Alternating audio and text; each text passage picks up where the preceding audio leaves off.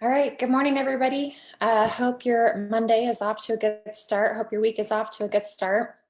Okay, so if you have been following along and listening to anything I've been saying, or if you're learning anything from the pandemic, it's that we need to be saving our money right now, right?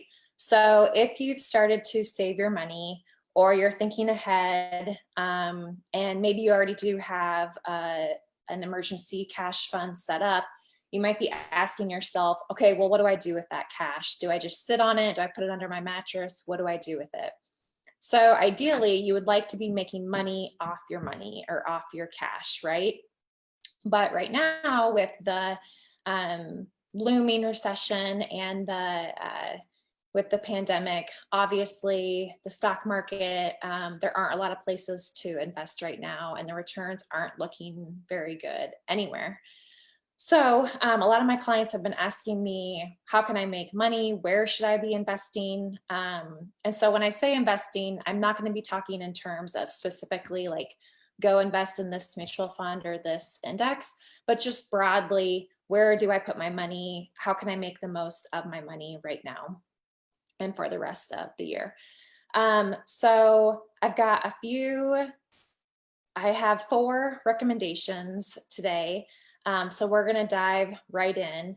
But I just want to preface this with saying that first, your financial goal should be that you want to earn more than what you're spending. So make sure that before you can even think about investing or trying to make the most of your cash, you need to make sure that your day-to-day living expenses, your business expenses are covered.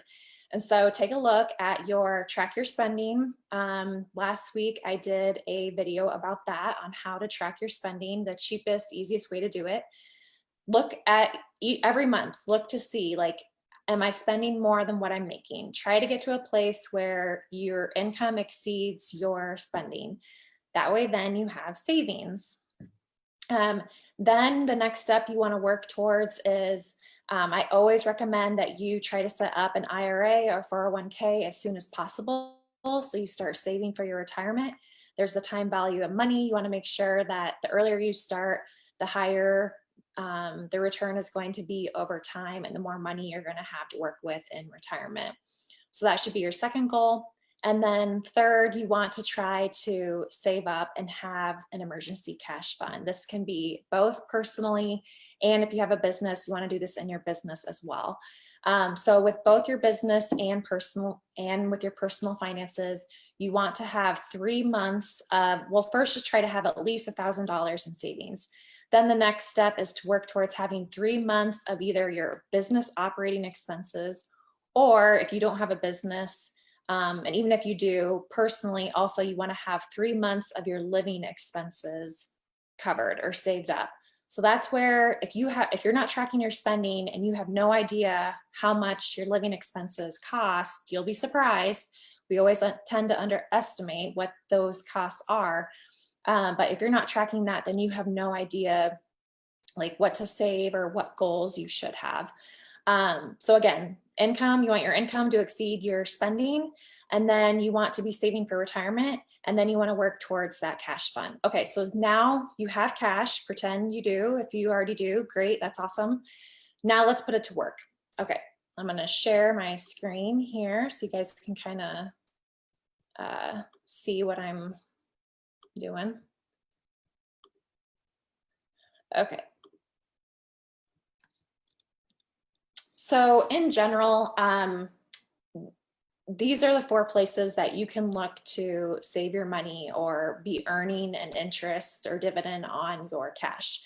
The first is going to be real estate, just in terms of highest to lowest return over time. And in general, real estate, this could be storage units, it could be rental housing, it could be apartment rentals, it could be commercial real estate. In general, real estate has the highest return compared to these other investments. And so just within real estate, storage units tend to have the highest return. And then I believe like commercial real estate, so this is going to be other businesses. And then housing is next. The real estate, there's a lot in real estate. There's land, there's REITs, there's all kinds of different investments.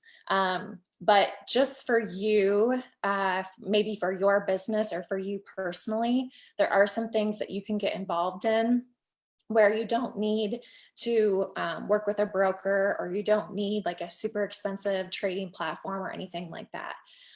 So a good place to start is going to be just your, it seems like, I call it mom and pop, but a good place to start is maybe working with I've seen businesses invest in other businesses. So there's this trend right now of like, if a business is going to be going out, or maybe the business owners are thinking about retiring, I've seen other business owners or real estate investors pitch an offer to them and to buy their business from them.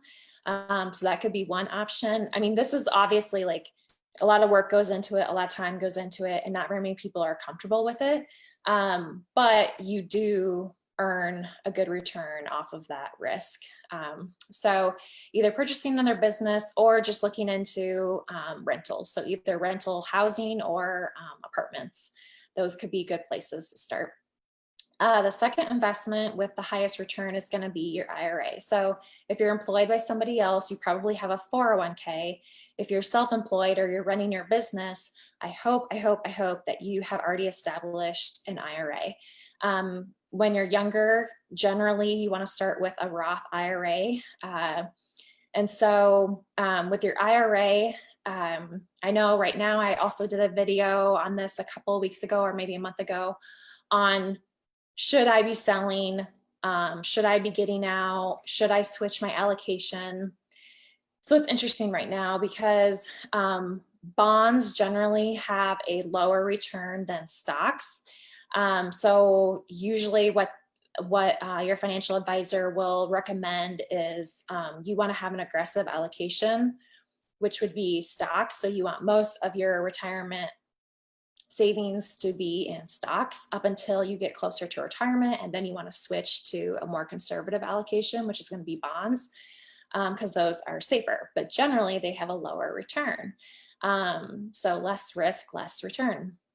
Right now, though, for 2020, we're at the S&P 500 index is at almost a -5% return for year to date. And then our long US Treasuries have a 21% return year to date. So we're kind of seeing a weird market right now, and it's forecasted that that's going to continue. So although we have seen a big recovery in the stock market lately, and I think that's been faster than what most people anticipated, 2020 is still probably not looking very good overall when you look at this time over history. So, however, I still recommend, and most financial advisors and economists are recommending that don't sell out. It's really hard to pick the peaks and to pick stocks. Don't change your allocation. Make sure that you're working with your financial advisor to figure out what is the best allocation for you based on your age and what your retirement goals are. But generally, you still want to ride out the recessions, just ride this out. Don't sell, don't switch your allocation. You still want to try to be as aggressive as possible. That way, then you're getting the highest return over time. But again, work with your financial advisor. The next highest return, just in terms of, these are just general investments that apply to most people and most businesses. Your checking savings. So most of you are probably going to say 2% seems really high. Isn't it more like a half or a quarter of a percent? Well, here's where I see a lot of, and even I see a lot of other advisors or other accountants recommending like really low interest savings accounts. And there are a lot of options out there these days. So make sure you're shopping around. I know Consumers Credit Union, you do have to have at least $10,000, but they're offering a 4% return on a checking account.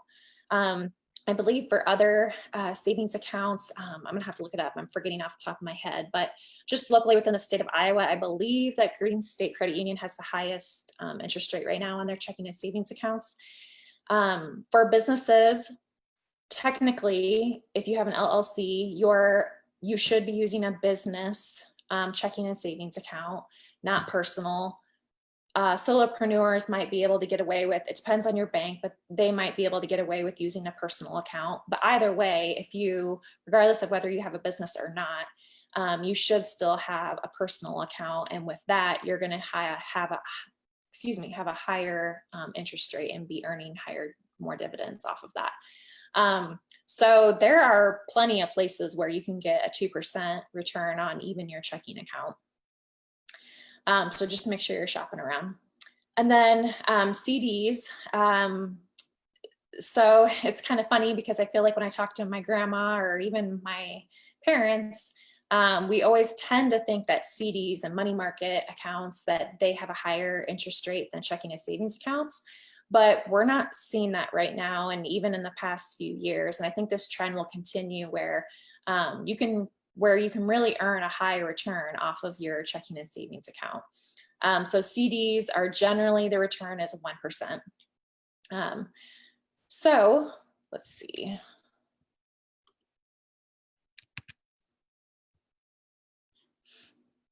I'm gonna quit sharing here if I can figure it out.